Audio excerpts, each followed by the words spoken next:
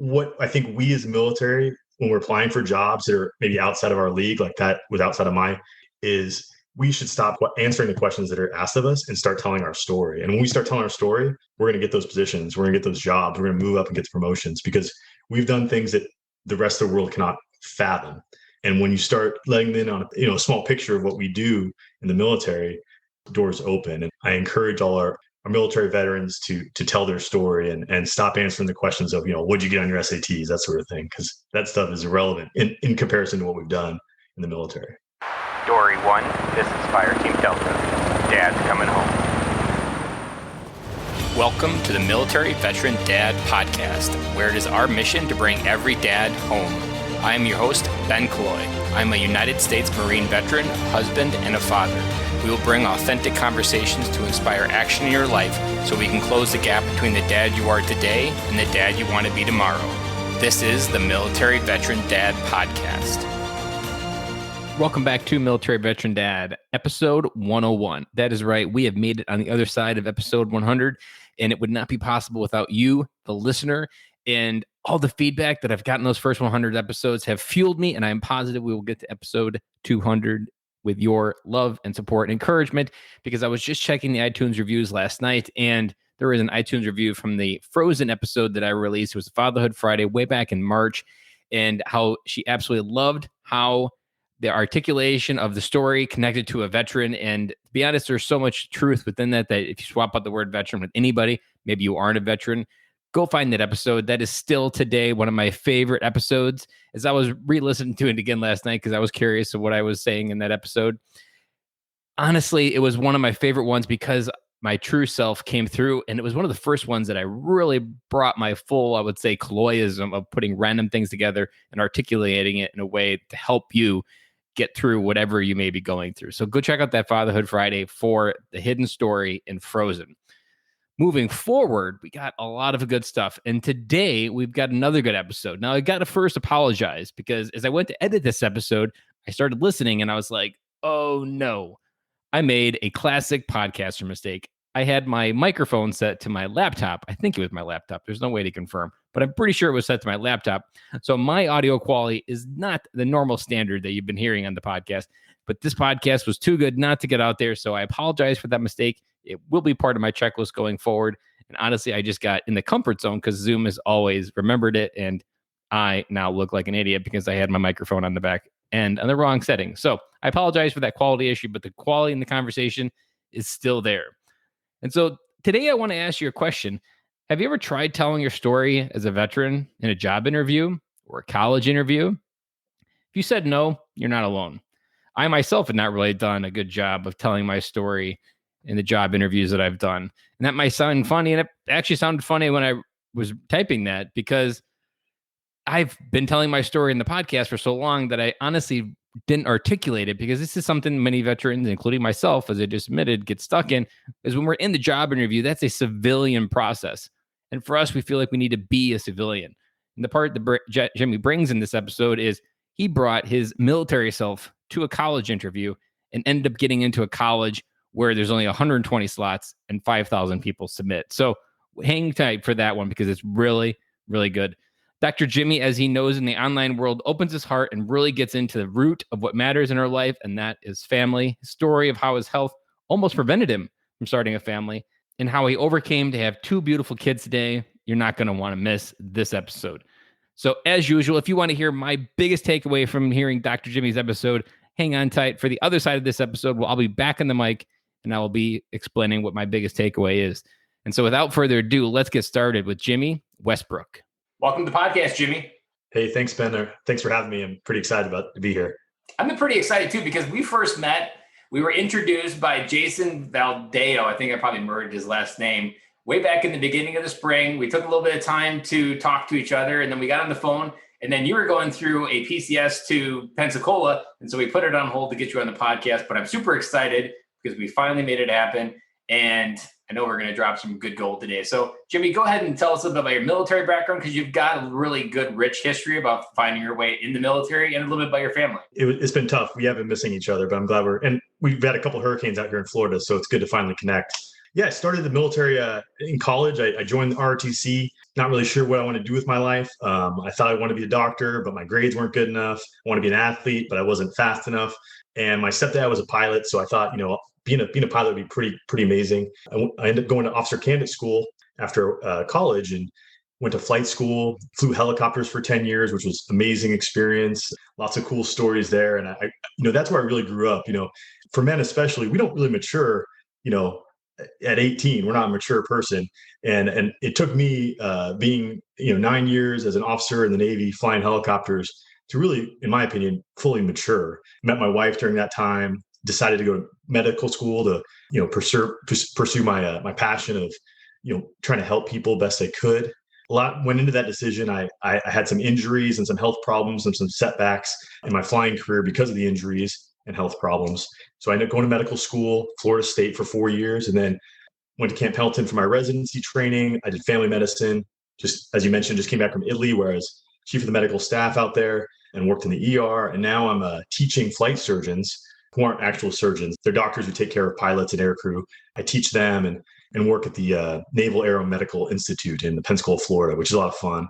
On the side, I write a blog researching fitness and wellness and trying to get people to overcome their health issues the way I overcame mine. That's really my passion. Along the way, I mentioned I got married, 2 beautiful daughters, age 7 and 9, who I basically I live for. So that's me in a nutshell, I suppose. That is quite the story. And I can't help but notice right in the very beginning, you were talking about your transition into the military and let's call it lack of confidence on really where you wanted to go. Any ideas looking back why you didn't have confidence in where you wanted to go other than just maybe maturity? I had inklings. I didn't, my passions were things that were not going to earn me money, and nothing was grabbing me. A lot of people say, they became Navy pilots because of Top Gun. And I like to say I became a Navy pilot because of Office Space. Office Space was a movie that came out in the 90s when I was in college, and it was about office workers and how terrible their lives were. And I said, well, I don't know what I want to do, but I know I don't want to do that. And I thought, anything where you have to wear a helmet to work, that sounds like a pretty cool job. It's going to hold my attention. If I get to help people or serve my country, I'm better for it. So I went in just not really knowing what I wanted to do, but knowing what I didn't want to do. I loved flying, but I wasn't the type of pilot who wanted to fly every day. Some of these guys want to fly on their weekends. I wanted to do, anything but. So I'm glad I did that, but it wasn't my calling the way I think medicine has been my calling. When you were growing up, you mentioned your stepdad. Did you have a relationship with your biological dad?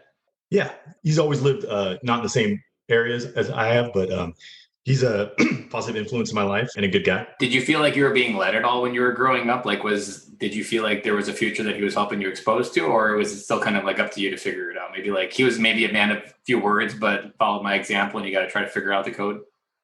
Well, my stepdad didn't, trying to get me to go to the military. I think he took me to a recruiter's office one time because he could tell I was lost and I wasn't sure what I wanted to do. But the recruiter wasn't selling what I wanted to buy at that point. And so I kind of rejected that out of, as a rebellion sort of thing. And then I had to come to it on my own. And I'm certainly glad I did. So what we often don't talk about when we transition out of the military is the first transition. And it sounds like when you finally found where you were going, like you had a lot of trial and error. What's something from that process that you wouldn't imagine not knowing or learning about? Because many people don't find the gratitude in their failures or getting lost. And I'm curious of what gratitude you have found looking back, that like how getting lost and finding your way to where you are now was the only way that you would have found what you're looking for. Well, I think that's a great point. And so oftentimes, like in my life, I've found, this major disappointment that ends up, looking back being the best thing that ever happened to me. For instance, I blew out my knee when I was a junior pilot about to go on my second deployment, blew it out pretty bad, had to have a couple of surgeries. But because I did miss that deployment, which was so devastating to me, and it negatively affected my career going forward, it also led me to medicine. I was exposed to the healthcare process, and it rekindled my passion for that. I ended up meeting my wife because I wasn't on that deployment probably, and it changed the direction of my life, 180 degrees. And at the time, it was, if you asked me what was the worst thing that happened to me, that was the worst thing, but it was actually the best thing. And so I think we think life comes at us and we just kind of take it as it comes. And in retrospect, I wish I wasn't so hung up on the disappointment and just looked for the next step and the next best move. Did you blow your knee out as like in physical training, or what was the activity? Yeah, it was squadron PT, but we were playing basketball. And Did you ever write a thank you letter to the guy that forced you to blow out your knee? I should have done that. He changed my life, that's for sure. And it's so difficult. Like in your case, like nobody died, but in harder situations where people die and you lose your friends and you go to war and you see shit that you can't unsee, it takes a long time for us to see the gratitude in that. But there is a moment in your life, and I'm convinced it's there for everyone. Sometimes it just takes longer for us to see it and have it happen. But you experience a moment where you're able to be someone for someone, or maybe as being someone for yourself. And you wouldn't have been able to be that person unless that happened to you. And as devastating as that is, really how you get through a lot of the tragedy that does happen to military dads that gets us hung up on service and different questions like, why did I live and he died? Like, look backwards, or you reach that point where you can finally see the gratitude that this is how it helped me become who I am today, even though it's built around travesty.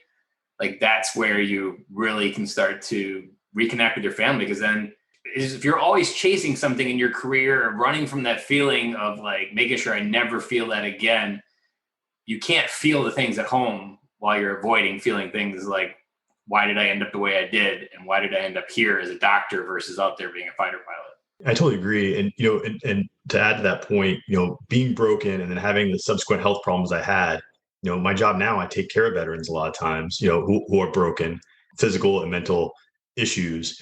And I can tell them, my story of overcoming, injury, not on the battlefield, although, most veterans injuries I take care of are not battlefield wounds either, but they get broken, and I can show them the way to get back to health, to get better. And so in many ways, that injury was a blessing to me.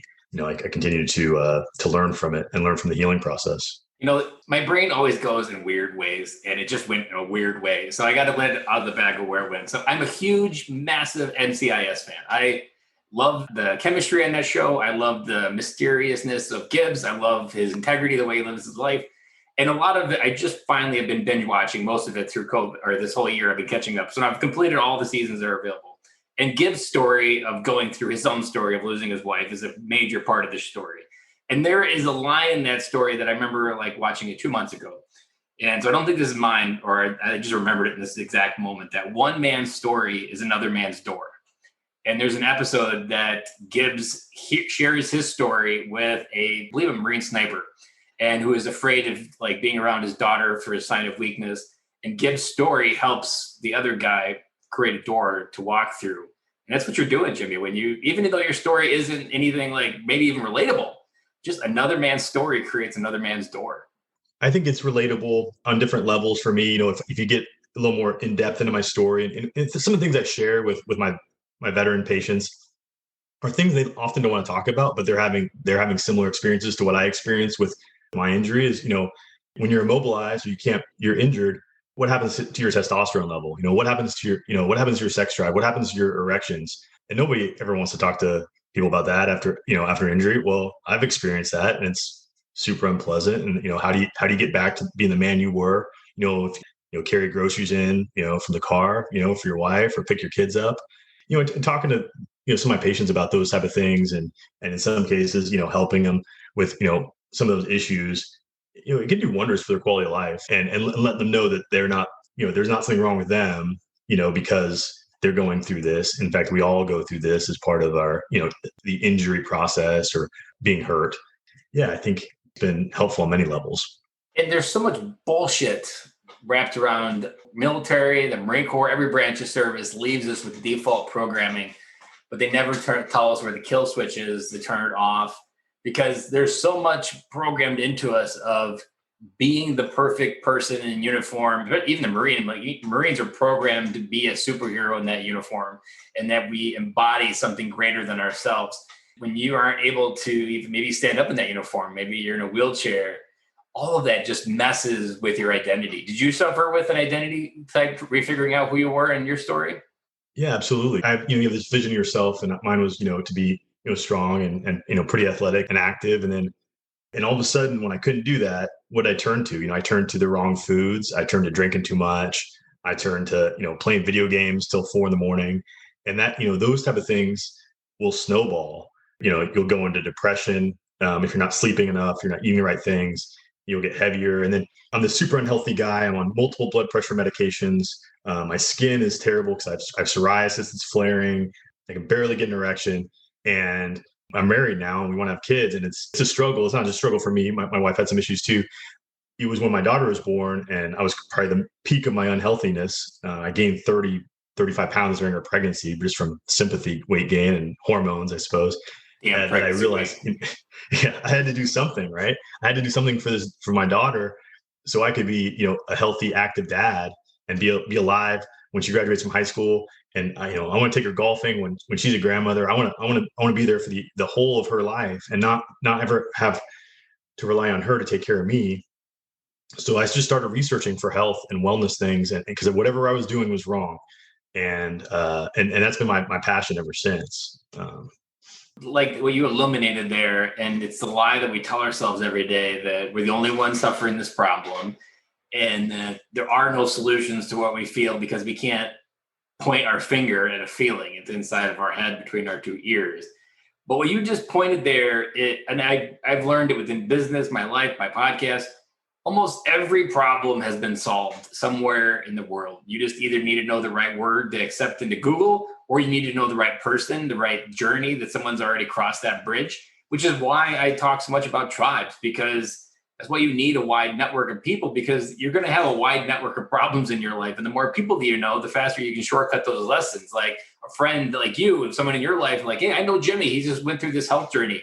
And I just put on 30 pounds from my wife being pregnant. Now I know someone that can help me get me through this. Like, that's such a huge awakening moment that many veterans stay in default mode of, there's no solutions to what my problem is. So I might as well just keep my head down and keep on keeping on. No, I totally agree. I think one of the problems though is, why should it take me years and years of research as a doctor to figure out the right things to do? I think we're fed so much BS from mainstream media about what to eat, and even mainstream physicians. Most doctors aren't even trained in nutrition. Absolutely. All these doctors I work with say, just eat less and exercise more. Well, if it was that simple, everybody'd be thin. We wouldn't have obesity epidemic. And oh, by the way, when you eat less, you get more tired. Your metabolism slows down. And when you exercise more, you get more tired and you get hungrier. That's a recipe for failure. And that's what doctors say every day. Yeah, you're absolutely right. And so what's frustrating to me is how much work went into me figuring out the right things to do. And that's kind of the point of what, me spreading this message of health is not just, let's everyone get off the couch. There's specific things to do that we've been told are wrong that are right, and vice versa, and trying to undo some of that bad information out there. What you're speaking to is, I've heard it on many different other podcasts, from women talking about just the women mental health crisis to the VA and the veteran health crisis. So much of many doctors, they're trained that when a problem comes in, that there must be something in the pill cabinet to solve this problem. And many people will get issued, but veteran or not veteran, this is a complete mental health all over. Many people will get issued an antidepressant when the doctor will never ask them what they're eating or how they're sleeping, because those two things are huge impacts on your mental health, but they'll just issue a pill because that's how they were trained to solve a problem. I couldn't agree more. I think it's, unless you're maximizing your diet, you're exercising regularly, you're getting enough sun, you're sleeping well, and you're giving yourself like de-stress things like yoga or mindfulness and surrounding yourself with positivity, there's no reason to give anyone a pill. When they look at these drug company studies, drug company sponsored studies of antidepressants, they barely beat placebo. Those are the ones they publish. What they don't tell you is they do a lot of studies where they don't beat placebo, and those do not get published. It's not even public information. But when you combine all that data, they're equal to placebo, essentially. The bad news is they come with lots of side effects, and those side effects, can be terrible. And so unless, I'm not saying they don't work for some people, but I'm just saying, like you said, if you don't maximize your lifestyle things, there's no reason to start an antidepressant. Obviously, follow your doctor's advice. Everybody's different, but you got to maximize those lifestyle things first. Anytime someone runs into me with like a back problem or like their body is aching, I almost always tell them, like, start Googling alternative medicines, because that's like one of the most classic examples. There are so many alternatives to, there's people that I know that have been diagnosed that like, you'll never run again because your spine is so jacked, and they do marathons. Like, once you know those types of people exist, you then start Googling how did they do it. But you don't know that because most people won't tell you that there's alternatives than just going to the urgent care and getting whatever they prescribe. Absolutely. So what are some of the things that you blog about on your blog? What are some of your favorite things to talk about? I talk a lot about sleep. I've recently fixed my sleeping habits. 3 or 4 years ago, I thought I was like I had cancer or something because I couldn't ever get any energy and I was downing caffeine at an alarming rate and I was, a little bit depressed. Fixed that with really optimizing my sleep. So I've blogged about that a lot. Nutrition, obviously, but I don't go into too much detail about, you got to eat, this many grams of carbs or this many grams of fat. It's more broad strokes, avoiding processed foods. Talked about COVID a little bit, like my last few posts, and then fasting too. I think we've always been told eat 6 small meals a day, constantly grazing. Well, that's completely backwards. We should be, eating less, and it's okay to have a bigger meal, once or twice a day. But this 6 meal a day business is the recipe for obesity.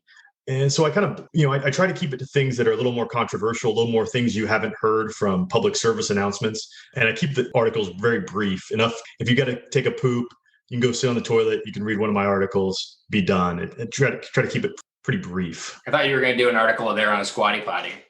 That's an amazing product, by the way. I do appreciate that. True story. Anybody out there listening, Google Squatty Potty, and it's a real deal. They've got amazing commercials too, by the way, if you haven't seen them. Are they on par with the Charmin commercials? Enjoy the go. They're even better. They've got a unicorn pooping rainbow sherbet on the Squatty Potty commercials. They're a must Google on YouTube. Nice. I'll definitely check that out after this interview. I want to go maybe a little bit deeper in the health category. One thing that I know I struggle with as a stay-at-home dad, providing for my family and cooking dinners, is trying to find the right balance with your kids. So how do you balance knowing what's right and wrong and balancing with what your kids are going to eat? Yeah, that's a great question. And I think a lot of people who are really focused on nutrition probably take it a little too far with their kids. So when I'm with my kids, we all eat till we're hungry.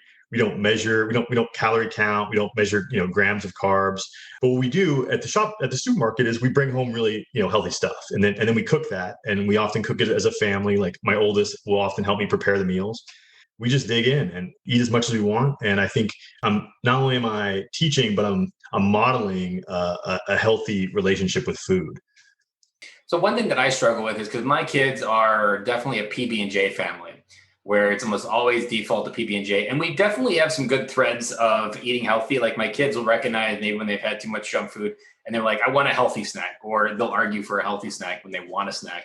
And like this morning they had yogurt for breakfast, and they had granola in it, and we cut up fruit, and they were talking about how healthy it was. So I feel like sometimes I'm winning just by them being conscious and aware. Even though they default to PB&Js, they still have an awareness of what's healthy and what's not.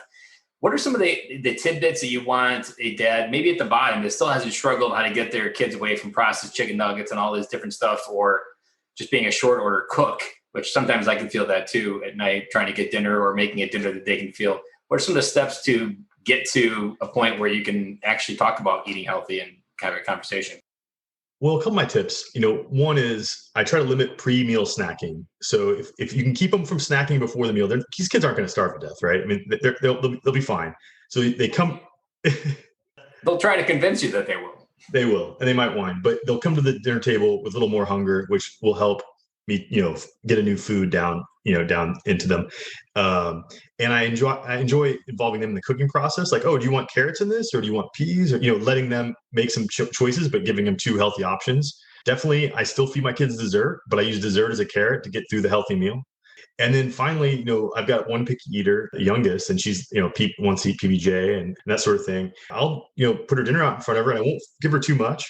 But if she doesn't eat it, that's going to be her next meal, whether it's going to be, dinner, or we'll put it in the fridge and that'll be her breakfast. And she's gotten used to that. And I'm not asking her to eat, a whole huge plate of food. It's just want enough to get her to try it. They did a study that said for savory, healthy foods, it takes 6 or 7 tries on average per kid before they start liking something in the healthy realm. So I keep trying. And it's a noble goal. And because ultimately they're going to be what they're going to be, and they're going to do what they're going to do. And some of it is so intertwined with, I feel like it's to a point where I almost should myself to death because I know that they should be doing better.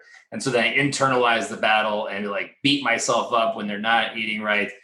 But there's a lot of grace that goes on when you're feeding your kids, and you have to I always like to make sure in my head I'm picking the right battle at the right moment, because you can't win all the battles and you can't win the entire war. You're just going to win these little skirmishes.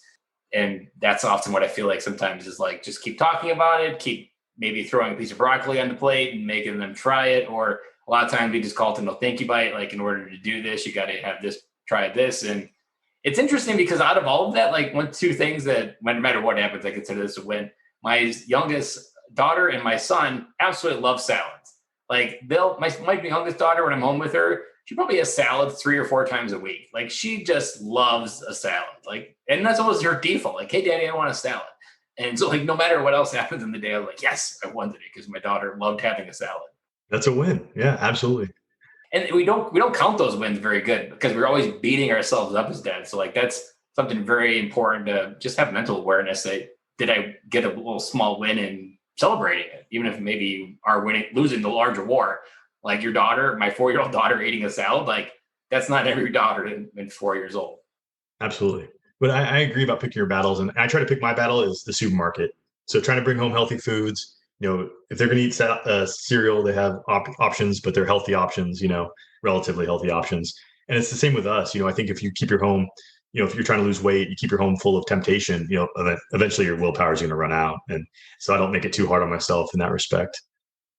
One thing I want to switch to is, so you just came back from Italy, which every person, I've never been to Italy. I've only been to Prague, but every person that's been to Italy absolutely fell in love with it. And I wanted to know, how do you think going to Italy and being stationed there as a family has influenced how maybe your daughters see the world and how they see themselves growing up? And what impact do you think exposing them as a younger life like that into a foreign country like that? Yeah, I think it was an amazing experience for them and me.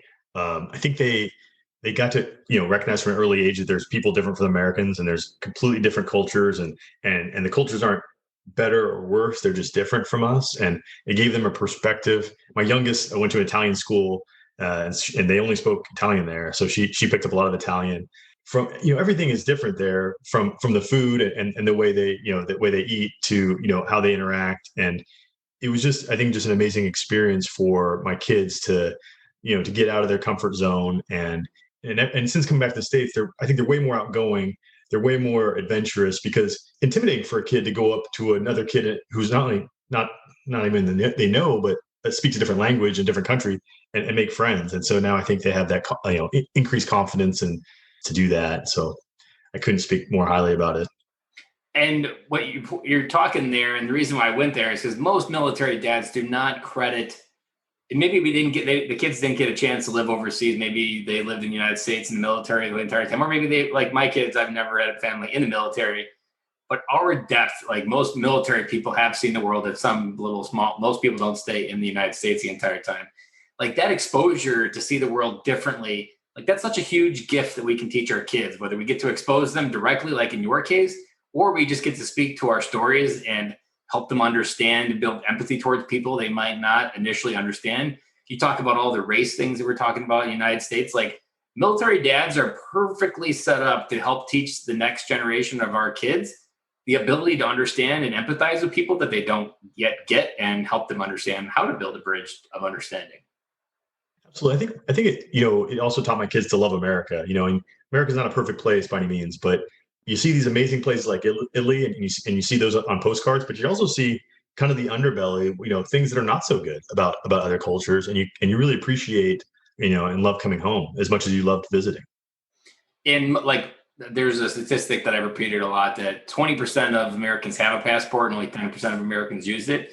And like that deep love, appreciation. I mean, a lot of Americans are patriotic, but they don't really know why they're patriotic. They're really only patriotic because they were told to, or they feel like they should be patriotic. But I remember going to the Philippines when I did a month-long deployment to the Philippines.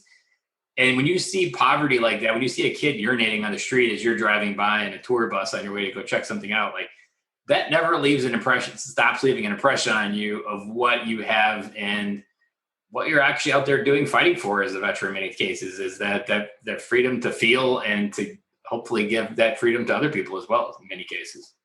Yeah, absolutely. It's an amazing perspective you gain from some travel. Has your daughter started talking about it and reflecting on their experience, or unpacking anything differently since being back in the States? Yeah, I think they're blown away by how their classmates cannot really comprehend where they were and what they did. They try to explain it to their teacher or their classmates, and it's so different. If you haven't been there, especially as a 9-year-old, then it's just not something they can understand. And then their friends asking questions like, what were the Walmarts different there? And like, yeah, there weren't any Walmarts, but the kids here just can't quite, pull it off. That reminds me of a story. I had Ashley Buggy on the podcast back in last summer, and she told a story because she was actually in Europe on vacation with her family, and her husband had died in a scuba diving accident. So she was with 3 young kids in Europe. She had brought a close friend to help with the kids while she was over there, and they had just visited Auschwitz the day before. I think her daughter was like 5, the oldest at the time. So taking like your daughter to Auschwitz at the time, like I can't even really fathom that. Even at my kids being 9, like that still seems overwhelming. But they had just visited Anne Frank earlier in the week, and his daughter realized like they connected that Anne Frank was also here. Like they already started figuring things out at 5, and then it hit me. Can you imagine when that kid's in the States or a classroom and they start learning about that, and she raises his hand and says, "I was there"? That doesn't happen. And can you imagine how like the story and the impact that kid can have because we exposed them to something that many people don't get a view of? Like that just gets me more excited to travel and expose my kids to more of the world, because the more people understand the world, like the more empathy they can understand for it. But more importantly, this is what I think as military dads, we miss the mark on, is when you expose your kids to more of life, they figure out how they fit into life. And you can't figure out from 12 years in the same town, going to the same school, that this is how I fit into the world and this is how my gifts are uniquely designed to help make the world a better place. But when you expose them to ways that most people don't actually get, you start slowly putting the puzzle together of how they were put on this earth to actually make that impact. And because if you've raised them to have courage and confidence, they'll go out in the world generally and start doing it. I couldn't agree more. I was raised in a military family, and we were overseas, and it was, it was life-changing. And, I'm very grateful for that. I'm so grateful to be able to take my kids and give them that experience as well. I haven't yet done it, but we were just talking about this yesterday because we went to Florida last summer for vacation, and my youngest daughter, who's 4, only thinks that Florida exists. Like she thinks Wisconsin exists and Florida, because she's always wanted to go back to Florida. And she only wants to go back to Florida because there's a pool at the hotel. So she thinks we have to go all the way back to Florida to go to this great pool, even though pools exist all over. She doesn't have that context yet. And we were talking about all the other places we were going to go. And I was joking and I was naming off all 50 states because I really want to go to all 50 states. Like that would be something amazing. And then go all outside the world as well. And like, I want them to get excited about leaving.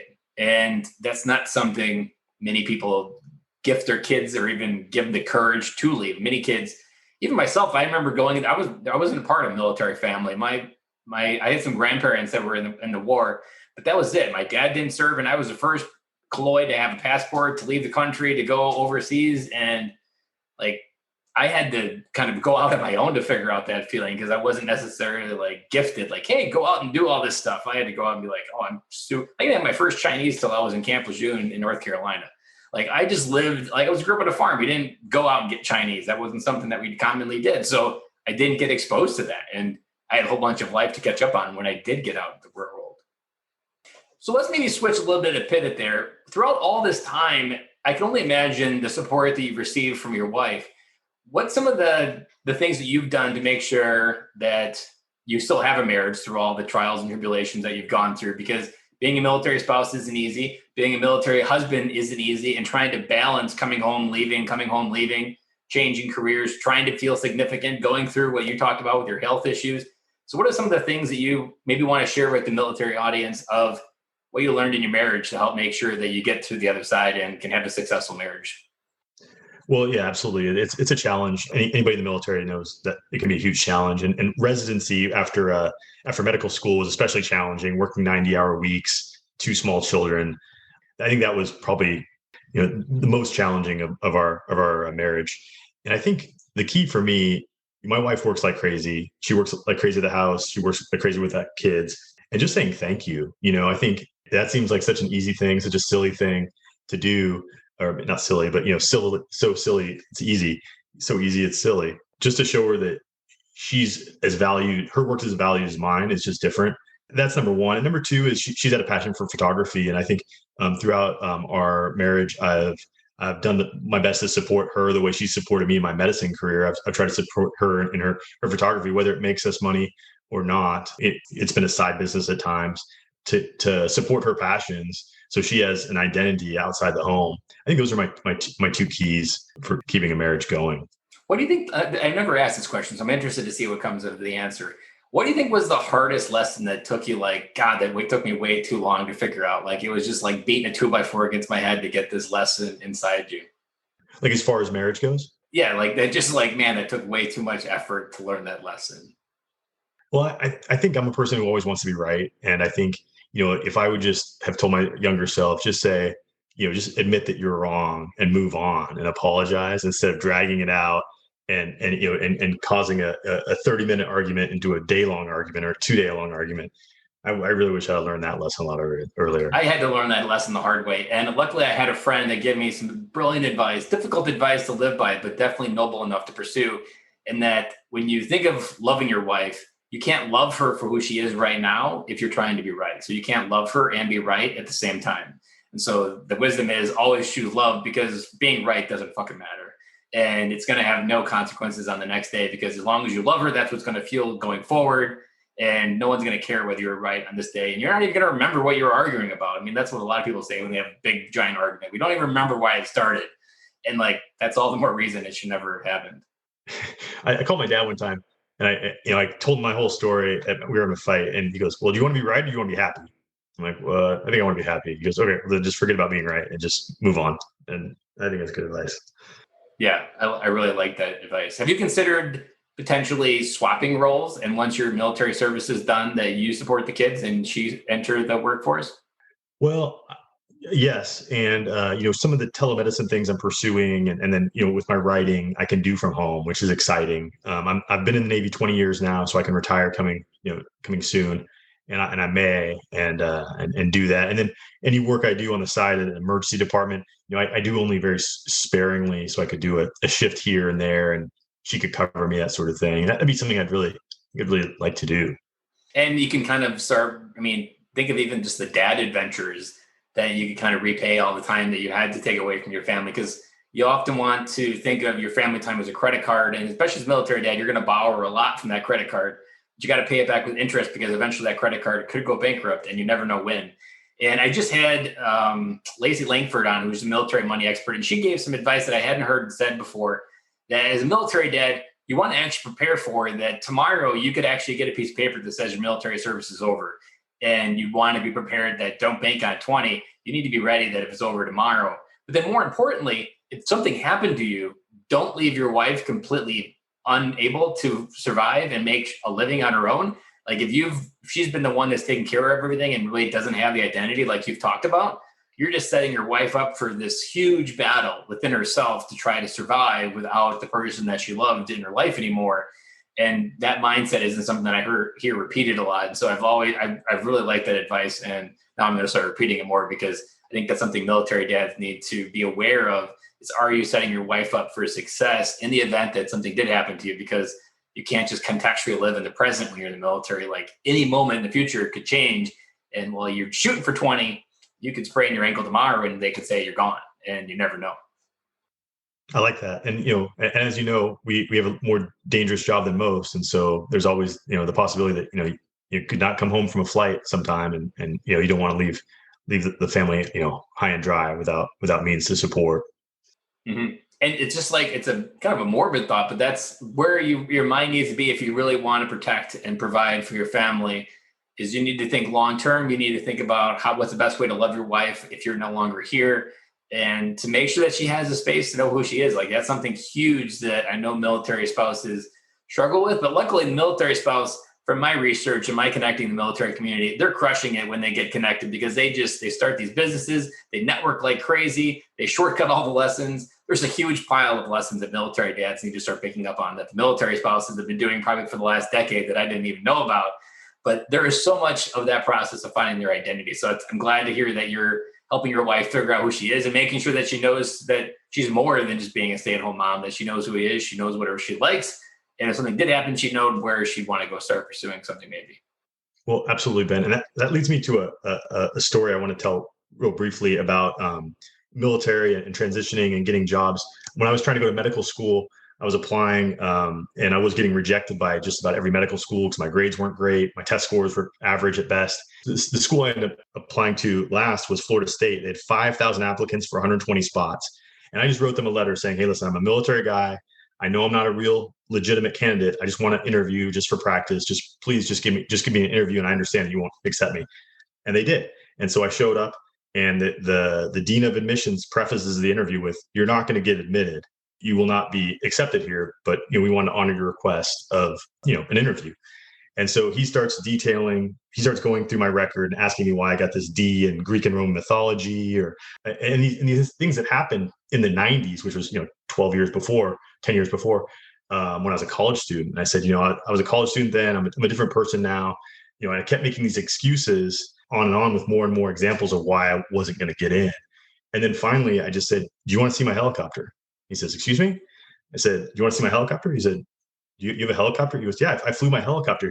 I flew in a cross country in my helicopter to the interview. He said, yeah, I want to see your helicopter. And so we got in his car and we drove and checked out my SH-60 Foxtrot. He got to sit in it, put his helmet on. I snapped some pictures of him.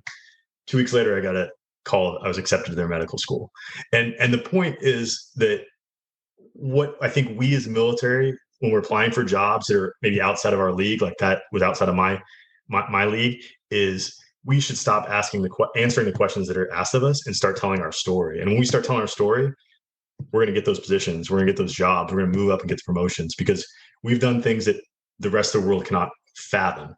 And when you start letting them in on a small picture of what we do in the military, doors open. And I encourage all our military veterans to tell their story and stop answering the questions of, what'd you get on your SATs, that sort of thing, because that stuff is irrelevant when in comparison to what we've done in the military. I love that because it applies to dad, it applies to life. Like most veterans suck at telling their story. One, because we don't feel comfortable even repeating it. Two, we'd have to acknowledge a lot of shit for our story to be true, and we're not ready to do that probably. And what I've loved about podcasting is I've been able to step more into my story. I found different ways to tell the same story, multiple different ways. And you just get comfortable repeating it, and you get doing it shorter, and you get better at selling. Like there's a huge market of information out there called story selling. And that is essentially how to take your story and use it in a compelling way to convince someone to buy from you without ever using the word selling, without ever actually making a pitch. They're saying like, hey, come buy from me. Like there's never a sales feeling when you do it through story. So that's great advice, because when you learn how to do that in that particular way, the world can open up in a massive way, because some of the best brands that you probably don't even know are already using story selling. Like it's just the basics of a Disney movie, just using it in your own way, in your own story. And like you can move a mountain with the right story video. Absolutely. Yeah. Well, Jimmy, I've absolutely loved this conversation because we've really gone in all the different categories of being a military dad. We touched on the marriage, we touched on traveling internationally. We talked about trying to find your own curiosity, which we even unpacked a little bit of your initial transition, which a lot of people get stuck on. And I always say you got to go to your first transition to really figure out your second transition, which isn't advice most people get. But that first transition, you really had a lot of goals, objectives that either you met or you didn't meet. And you need to go back there to do an analysis to figure out where you want to go on the second transition. So I've really enjoyed our interview. And I want to give you a chance. If you've got a parting piece of advice, whether it be a problem that you've solved and you want to give out the solution, whatever it may be that you want every military dad to make sure they've gotten from this episode, what is that advice that you want to share with us today? Yeah, I think the advice is, if you're in an emergency situation, you put your oxygen mask on yourself first and you start taking care of yourself, both physically and mentally. And only then, can we be a really effective parent and husband and person. There's a study from Freakonomics, the book about economics, that talks about, successful children and good and how to raise good children. And they did all these metrics of, how many books were in your house, were there two parents? Was there one parent? Did they have a lot of money or did they not? And the one metric they found, they couldn't find a single metric. They just found that there's a correlation where good people raise good children. And they did so not by any particular tricks, but by just being good people. And we can't do that unless we take care of ourselves. When we take care of ourselves, we model healthy behaviors for our children. It's no good to eat McDonald's and tell your children to eat kale. You have to eat the kale to get your children on board. And so I think that would be my number one advice to the military dads population out there. Because I think too often we sacrifice ourselves, for the good of our children, and we do everything we can. But when we do that and we sacrifice ourselves, sometimes we're not necessarily modeling the best behavior or the most healthy behaviors. Yeah, we just kind of like write our own life off, like, oh yeah, we're already giving up on ourselves, and we'll make sure our kids have a better future. But there's a ceiling on how much of that future can actually be, because they measure their life against their father and how much did he ask from his life. So if you set the bar low, they're going to set the bar low, and maybe even possibly rubber band back to your basement when you're 26. So you've always got that to worry about as well when you don't set the bar very high. Precisely. I love that advice. And it was recently given on a episode. I can't think of the exact episode right now, but he summed up a similar study that said the best predictor of a good kid is one who just knows that he's loved. And like that feeling, that knowing that their parents love them, like that, out of all the things, no matter what happens, there's going to be high and lows, but the constant is just making sure that they're loved. And the best way to love a child is loving yourself, because when you love yourself, you can give it freely, and you just start making the life happen around you, whether you're trying to or not. It just happens kind of magically in the way it's supposed to unfold. Absolutely. So people want to find more about you, Jimmy. Where's the best place to get in touch with you and learn more about what you're up to? Yeah, well, I have a blog site that I write quite a bit in. It's like I said, a funny science-based read. It's aimed at veterans. It has a male focus, although I do have a lot of female followers. It's drjimmy.com. And there's blueprints there on how to get healthy, whether you're trying to lose weight or get better sleep or de-stress, written from kind of a dad's point of view. And I encourage people to sign up for my newsletter and also sign up for my email alerts for my new. And you can also find me at Dr. Jimmy Westbrook on Instagram. Awesome. Well, Jimmy, I really appreciate your time. You're sharing your start and your story and your heart, because both of those really, I know, impacted a lot of dads. And when we share our heart, we allow, just like we came up with, when one man's story becomes another man's door. And I'm positive that a few dads walk through that door because you opened them up today. Hey, thanks so much for having me, Ben. I really enjoyed it. Thank you so much for checking out this episode with Dr. Jimmy Westbrook, because this episode had so many different categories of life and military life that we went into. But for me, the big reminder, and this was a lesson I've already kind of had brought to my life through the podcast, but it's one of those that, like a lot of lessons in life, they kind of get suppressed with all the noise of what's going on in life and everything else that goes on. So for me, the big reminder for me was it really got me more and more excited that in a post-corona world of taking my kids to see them take them to other places in the world. I reminded of that episode way back with Ashley Buggy about traveling to Auschwitz, and also him talking about being in Italy and how his kids has already articulating and learning Italian in a school. Like, I can't imagine how learning Italian language at such a young age is going to have an influence in how she sees the world, how she's more empathetic as a person, and how much more she asks of life and actually gets there and delivers. So Jimmy's episode really gave me that reminder to really make sure that we're giving our kids a outside of the box view of life. And that, as I've said in the podcast, you can't really expect your kids to know what they want to do if they've never been outside the box. If they've been in the box, and I mean the box of going to work, going to school for 5 days a week, you have summer, and there's not much new introduced, they're not going to have a wide enough view of the American dream to really understand where they fit into it. And it's been my experience with this podcast and my dream to be able to expose my kids to different views of life and avenues, because that's how you give them depth. And if someone has depth, a child, they can grow up and see how the world is different, but yet we're all really the same. So that was my big takeaway. And I just want to continue to thank you, the listener. Again, I can't tell you how much I love and appreciate you listening to this episode. Again, from the bottom of my heart, I appreciate every time you guys listen and share the podcast, because when you share the podcast, you're not just helping one dad, you're helping another dad find a resource that can help him get through maybe what he's never been able to get through. And this could be the one episode or the one podcast or the one Fatherhood Friday that in his mind, he takes that first breath. Now, I say that ironically because we all breathe, but if you've had something on your chest, you know that you don't often take that deep breath because you're dealing short breath because you're having a hard time keeping this on your chest. And when you get that off your chest, you can take that breath.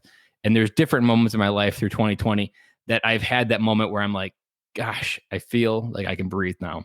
And so if you share this podcast with someone, if you've gotten value out of this episode or out of any episode, please share the episode and the podcast with a friend who needs it, because like I said, it could be that one moment where they get a chance to breathe and they get that hope that tomorrow can be better, and the dreams that they have to be a better dad can come and be a reality.